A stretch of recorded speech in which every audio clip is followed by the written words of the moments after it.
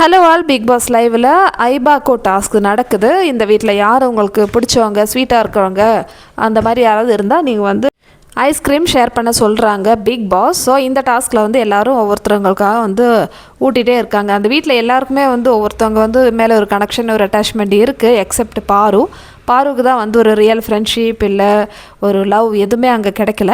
So இப்போ கமருதீன் விஷயத்துக்கு வரலாம். கமருதீன் வந்து யாருக்கு ஊட்ட போகிறாங்க அப்படின்னு சொல்லிட்டு எல்லோரும் வெயிட் பண்ணிட்டு இருந்தாங்க. யாருக்கு ஊட்டினாங்கன்னா நம்ம ஜெகன்மோகினி தான் இருக்காங்க இல்லையா, அரோரா.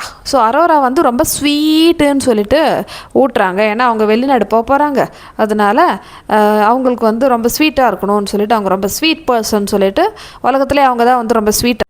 இந்த மாதிரி ஒரு ஸ்வீட் பர்சனை வந்து நீங்கள் எங்கேயுமே பார்க்க முடியாது. ஸோ அதனால் வந்து நான் இந்த ஐஸ்கிரீம் அரோரா கொடுக்குறேன்னு சொல்லிட்டு பதிலுக்கு நம்ம அரோரா மேடம் என்ன செய்வாங்க, நானும் உனக்கு தான் தரேன்டா அப்படின்னு சொல்லிட்டு கமருதீனுக்கு வந்து ஊட்டுறாங்க. கமருதீன் போகும்போது பிக் பாஸே வந்து கலாய்க்கிறாங்க, கமருதீனுக்காக தான் வெயிட் பண்ணுறாங்க அப்படின்னு சொல்லிட்டு.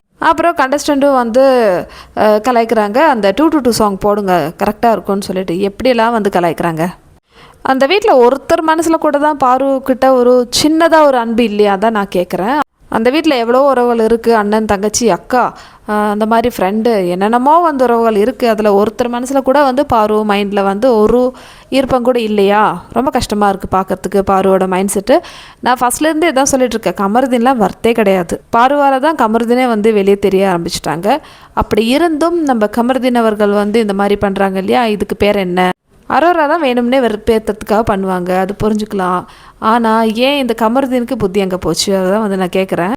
எப்படியா இருந்தாலும் பாருவுக்கு வந்து எஃபெக்ட் ஆகிற விஷயம் தான் அங்கே நடக்கிறது. இப்போது டாஸ்கில் பார்த்தீங்கன்னா மற்றவங்க குத்துவாங்க, மற்ற டேஸில் பார்த்தீங்கன்னா இந்த மாதிரி கமருதீனே கூட இருக்கிறவங்களே வந்து இந்த மாதிரி செஞ்சு விட்ருவாங்க. பட் இட்ஸ் ஓகே, இதெல்லாம் வந்து ஒரு பெரிய விஷயமா எடுத்துக்க வேண்டாம் பாரு. சரி, இப்போ பாரு யாருக்கு ஐஸ்கிரீம் கொடுத்தான்னு பார்த்தீங்கன்னா சபரி கொடுத்துருக்காங்க. இது என்ன புதுசாக இருக்குன்னு பார்த்தீங்கன்னா அவங்க வந்து என்னென்னமோ ரீசன் சொல்கிறாங்க. பட் கமருதீன் மேலே செம்ம அப்செட்டாக இருக்காங்க. சபரியும் விஜய், நானும் விஜய். அதே மாதிரி எனக்கு இந்த வீட்டில் மென்டலி ஃபிசிக்கலி அடிப்பட்டது வந்து சபரி கையால் தான்.